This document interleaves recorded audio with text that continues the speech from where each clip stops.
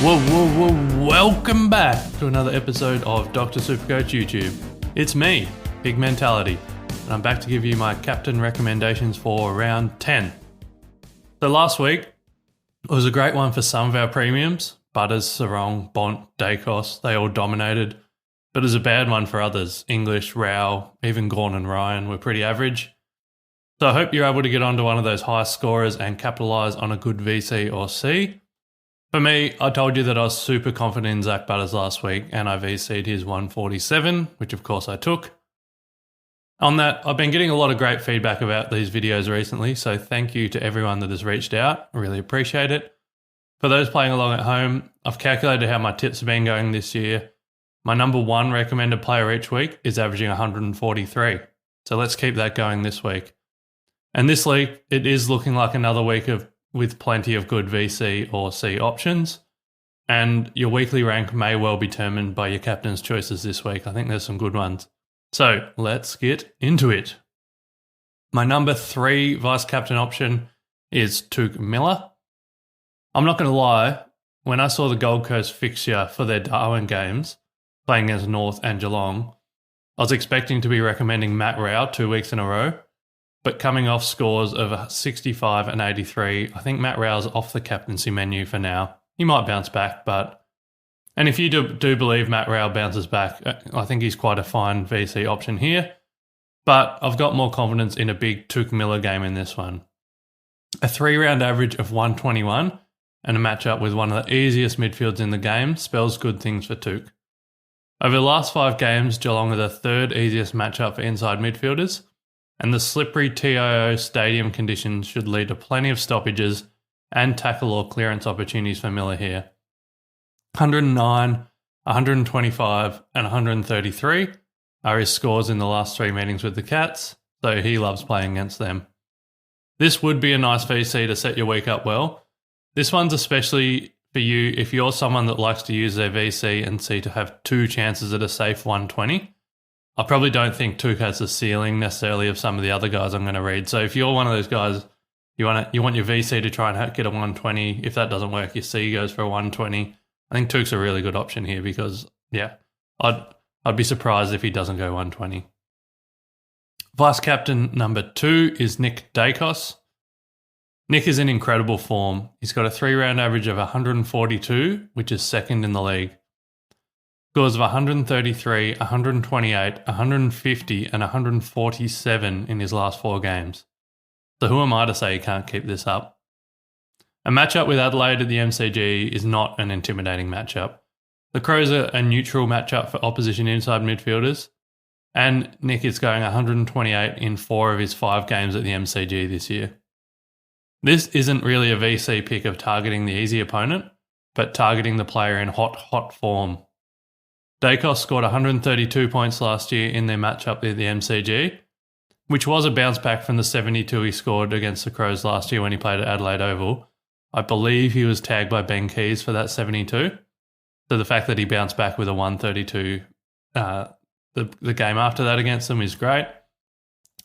So if you want to target a player with a high ceiling and imperfect form, Nick Dacos might be your vice captain guy. He won't be for me because I have this guy, my number 1 VC option, Tim English. I've been licking my lips since I saw this matchup on the horizon a few weeks ago. Tim English versus Kieran Briggs. Briggs is the easiest matchup for opposition ruckman in the league this year, and by a long way. This is in part because he only wins a hit out in 38% of his ruck contests, meaning most ruckmen should be able to beat him in the ruck battle.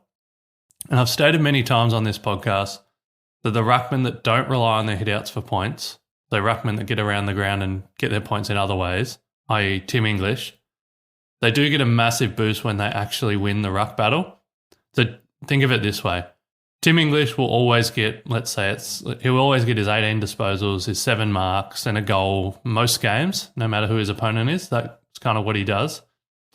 But when he can add a huge amount of hitouts and a bunch of them go to his teammates for hitouts to advantage, that's when I found he had his huge spike scores last year. In addition to this, I do think English is too mobile for most ruckmen, and I don't see Briggs being able to contain him around the ground. Tim English has scores of 163, 124 and 110 in his last 3 meetings with the Giants.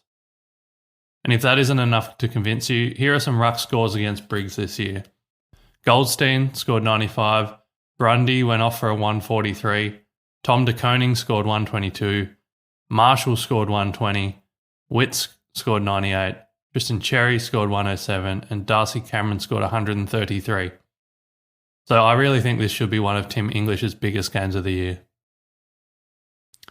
I'll then go to my pod, vice captain or captain, and I think you could do either. You could vice captain him, or I do think he's safe enough for a captain option, and that is Dane Zorko. Are you ready to get some Zork on your fork? Because I am. Dane has scores of 116, 130, 56, 160, and 117 in his last 5 games. That 56 was in a game where he played heavily forward, so let's remove that. If you look at the last 4 games he's played in defence, he's averaging 131. And this week he plays against Richmond, who are the easiest matchup for opposition wingers and attacking defenders. They're also a positive matchup for general defenders and designated kickers. Zorko has made the halfback seagull role his own, and he doesn't look like slowing down anytime soon.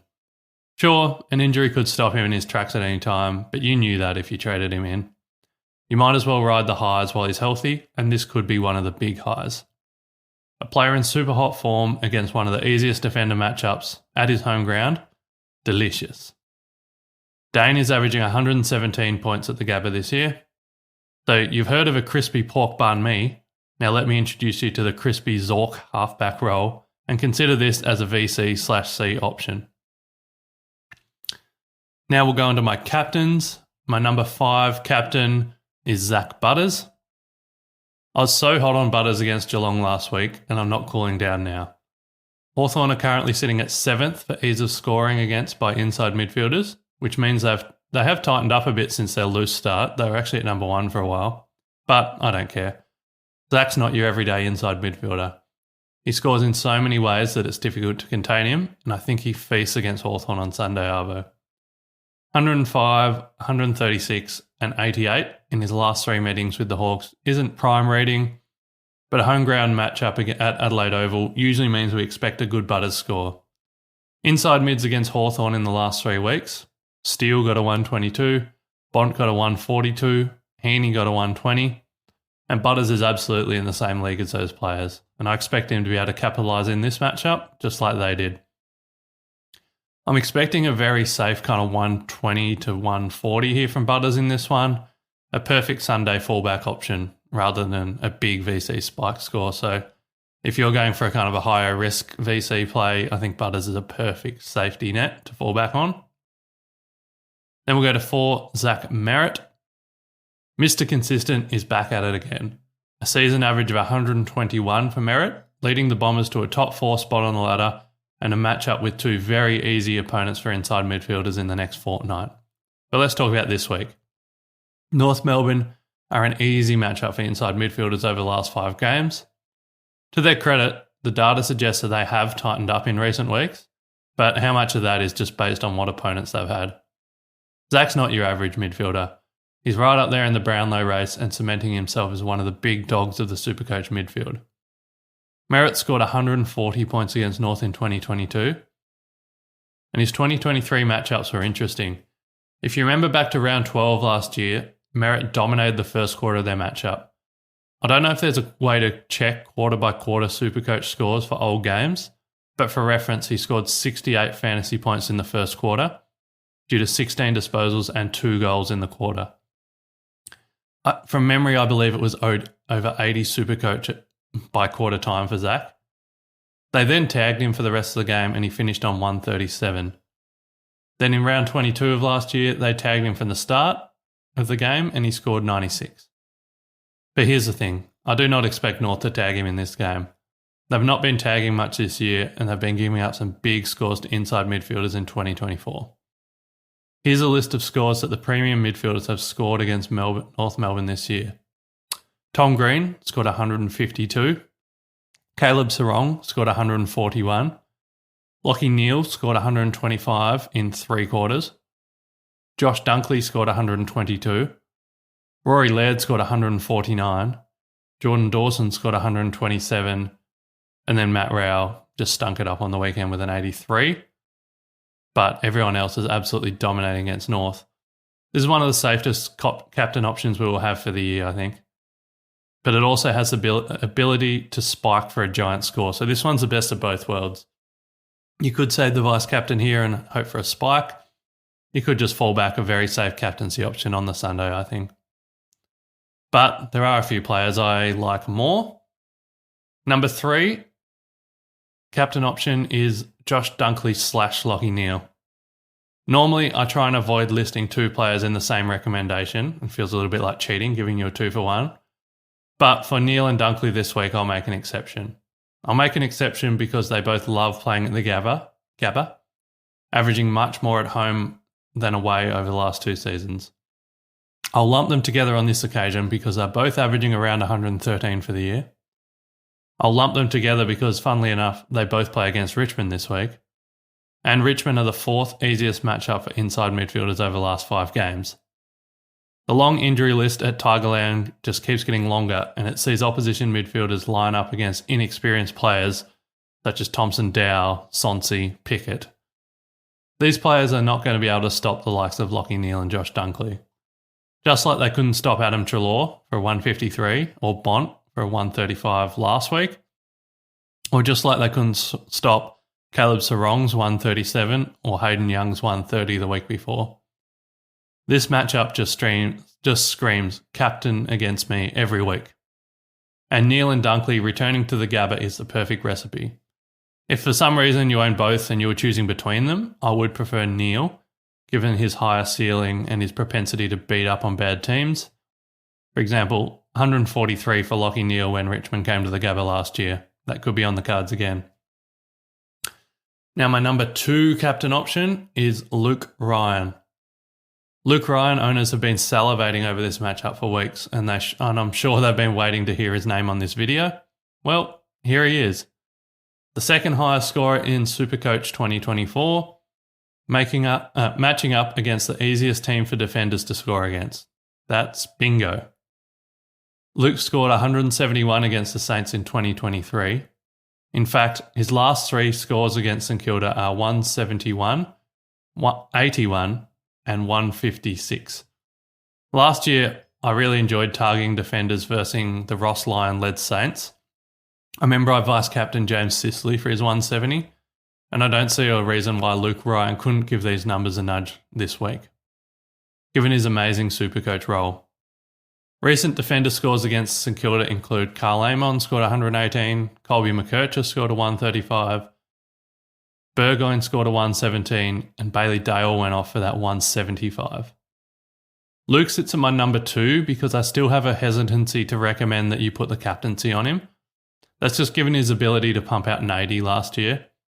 And this year, 4 of his 9 scores have been scores that you would be disappointed having the captain on. But then the 5 above that have been big, highlighted by a ceiling of 197 2 weeks ago. So for that reason, I would rather you vice-captain Luke Ryan and then captain one of the super safe Sunday players such as Merritt, Butters, or the next guy on the list.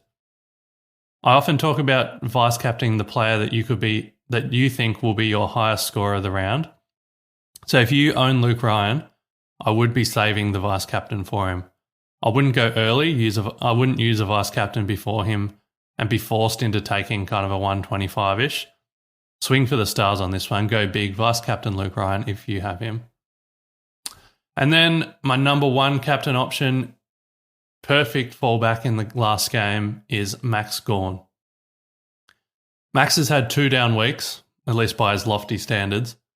I really expected him to score more against Geelong, but the 111 last week against Carlton, that was kind of expected. No ruckman has scored 100 against Carlton since Pitnet returned to the side before Gawn did it last week. Now his ruck run opens back up.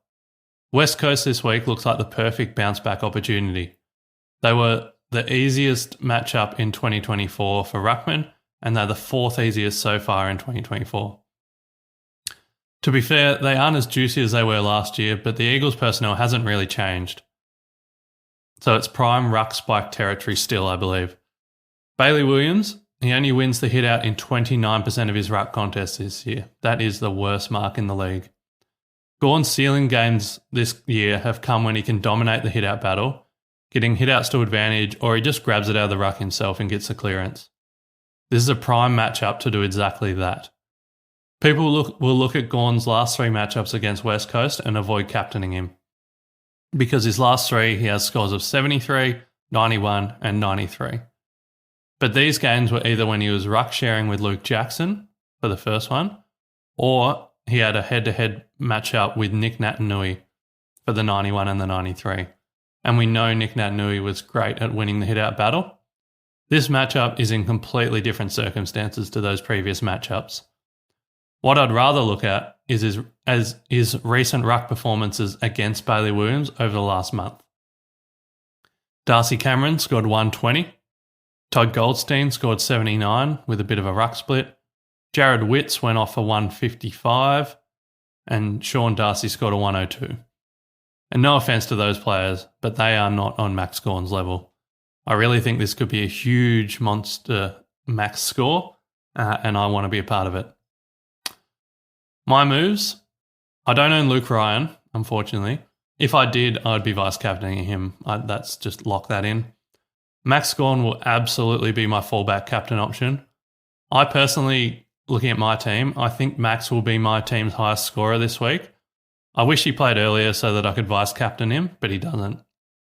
That means I need to chase another high upside VC that may have a spike score.